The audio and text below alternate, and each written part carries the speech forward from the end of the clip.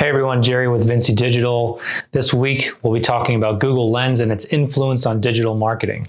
Many businesses haven't taken advantages of this useful tool, even though it was released in 2017, nearly 5 years ago. So if you're not sure how to use Google Lens, or if you don't know what it is, your brand might be fucked.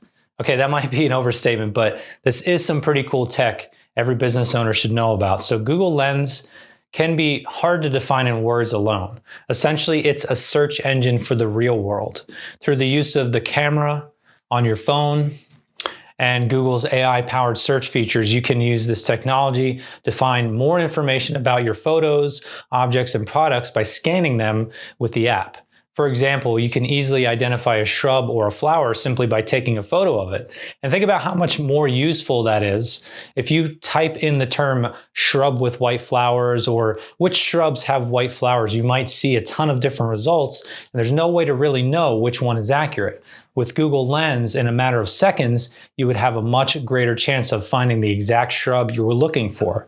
Not everyone is great at picking the perfect phrase to search to get the right results. So using Google Lens gets you the answer you want without having to get the language correct in your search.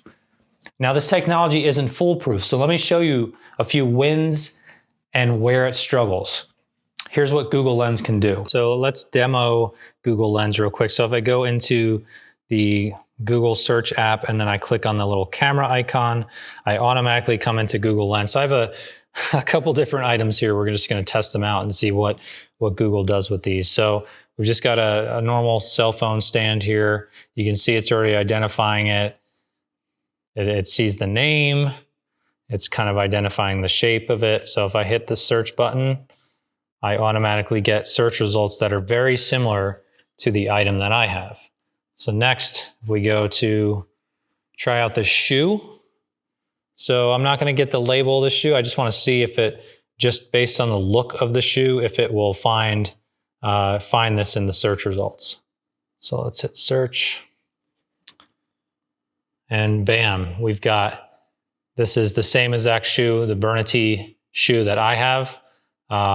It's pulling it up in the search results, so that's great. So that's a success.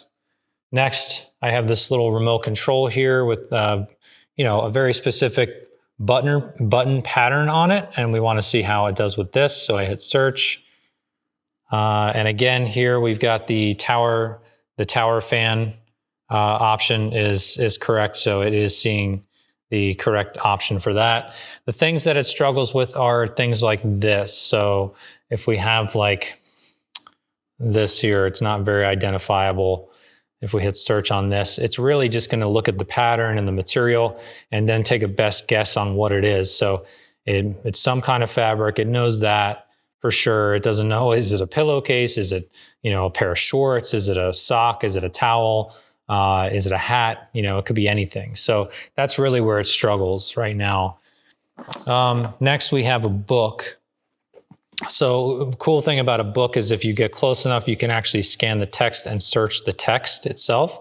And you can see here that the correct book is coming up in the search results.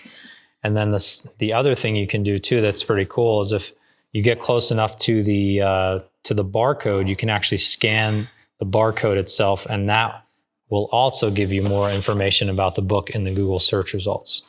Last thing I wanted to show you was this product here, these metallic acrylic colors.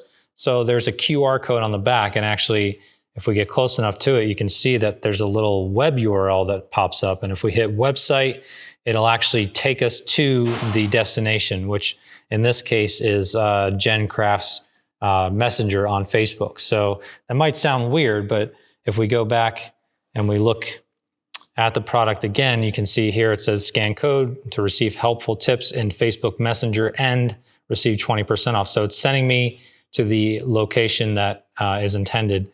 So you can see how many useful ways we can play around with Google Lens and perform all these different searches without ever having to type anything into the search engine.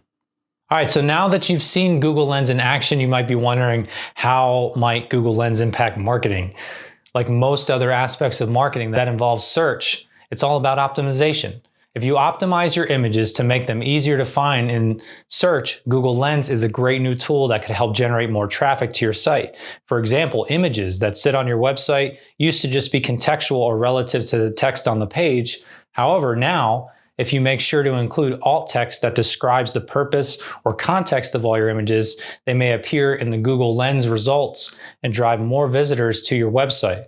This might especially be the case for online storefronts that are selling similar products as other retailers. So if someone takes a photo and searches for it in Google Lens, other similar sites will appear in those search results. Google Lens can also be used in the real world in real time. So for example, if you rely on foot traffic to your location, rather than someone doing a traditional search about your location, if they happen to be at your location, they can snap a quick photo and upload it to Lens or take the photo within the Google Lens app and learn more about your location that way based on the search results. Lastly, I showed you earlier you can use Google Lens for QR codes. These are getting more popular again since most smartphones will allow QR codes to be scanned using the native camera app on most iPhones and Android devices, but now also within Google Lens. QR codes are a great tool because they allow you to direct consumers to special landing pages or social profiles, access promo codes and discounts, events or online calendars for booking, and even sending location coordinates or directions to your business. So while this is an amazing tool, it's far from perfect. Adopting new technology isn't always about replacing or substituting the way we used to do things. In this case, it's just about opening ourselves up to the idea that our potential customers and existing clientele have many different ways to search and access the information, products, and services they need. Therefore, we should be doing everything in our power to accommodate search users, no matter how they're searching, to find what it is we have to offer. This technology is really just starting to take off. So the sooner you get on board with Google Lens, the more likely you are to gain the upper hand on the competition.